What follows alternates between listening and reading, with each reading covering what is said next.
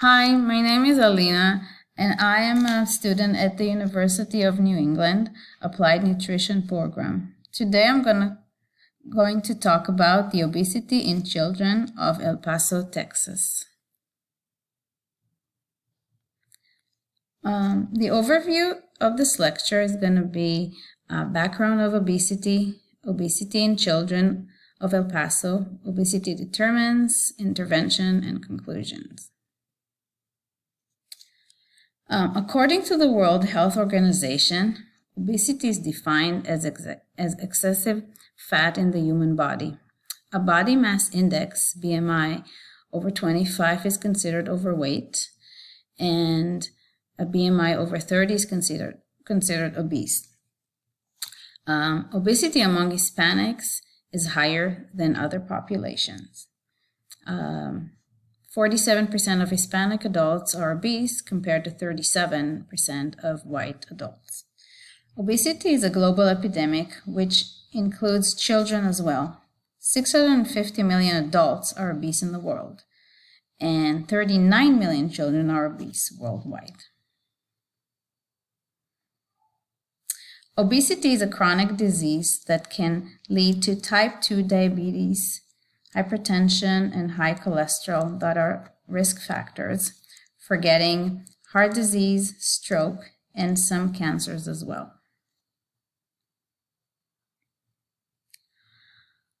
Many low-income Spanish people are obese. 82% of El Paso populations are Mexican Americans, which are mostly from low-income families that contribute to obesity. So obesity in Hispanic children is 25%, and compared to white children, that is 16%. Children who are obese will most likely grow up to be obese adults. Poor eating habits and lack of physical activity are the biggest contributors for childhood obesity. Some of the risk factors of childhood obesity are type 2 diabetes, hypertension, high cholesterol from consuming too much sugary drinks, eating fatty, salty foods, and hardly eating any fresh foods. Some obese children are bullied at school and have low self-esteem, and they can suffer from mental health disorders like anxiety and depression. Children that are obese may become obese adults that will be at risk factors for cardiovascular disease, stroke, and some cancers as well in the future. So the obesity determinants are first, in El Paso is geographic location. If you can see in the map, El Paso is located in the border of Mexico and the state of Texas, bringing many immigrants from Mexico directly to El Paso. Low income. So these immigrants are mostly from low-income families that suffer from food insecurity for their families. That makes them buy cheap fast food in their area to feed their hungry families. Food accessibility.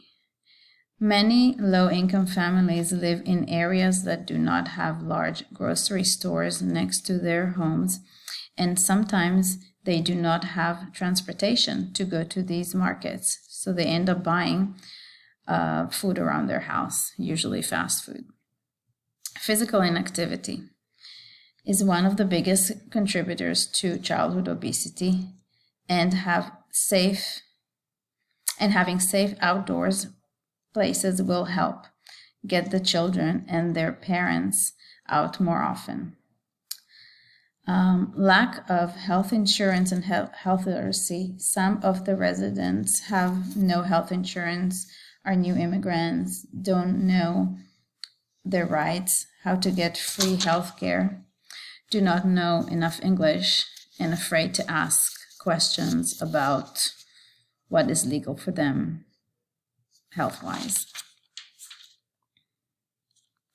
So if we look at this socio-ecological model, In the individual level, race, the obesity numbers in Spanish people are the highest in adults and in children as well. Hispanic children were 1.8 times more likely to be obese compared to white children. Interpersonal. So sedentary behavior, sitting at home in front of a screen instead of playing outdoors, contribute to weight gain in a young age. Institutional. Parents' food preferences. So children eat what parents provide them. And if the parents buy only fast food and less cooked food at home, these foods are what the children are going to eat. Community. Socioeconomic status. El Paso is one of the poorest cities based on income level. Low socioeconomic status contributes to obesity. Social. School lunch program. Some children come to school with no food. So breakfast and lunch program, which is supposed to be free, with healthy food option can really help reduce obesity. So what can we do to help? So some of the intervention is programs that teach parents about what kind of foods to give their families, led by dietitians, teach them about approaches to healthy food, plus hands-on practical meal modeling and coaching. This nutrition intervention can help families learn about healthy eating with support groups in person and online, as well as Spanish-speaking instructors. Farmers market. So have farmers markets access to fresh foods with affordable prices that accept SNAP and WIC as well, so they can afford to actually have fresh foods. Free after-school programs for kids, sports activities that are free, that are fun to do, and they can reduce, of course, obesity. Also have safe areas outdoors, so they can, the children can go with their family with bikes or just walking areas. And the last thing is to help parents with health insurance and providing information in Spanish that they can help them when they need help in health. So what are the conclusions? Conclusions are, since parents are in charge of their kids, teaching parents from low-income communities how to make healthy food, fresh food, would help start a healthy lifestyle for themselves and their families. Also have affordable places to buy fresh produce around their areas, like farmers market. Having programs for children to encourage them to come outside and play fun sports activities outdoors.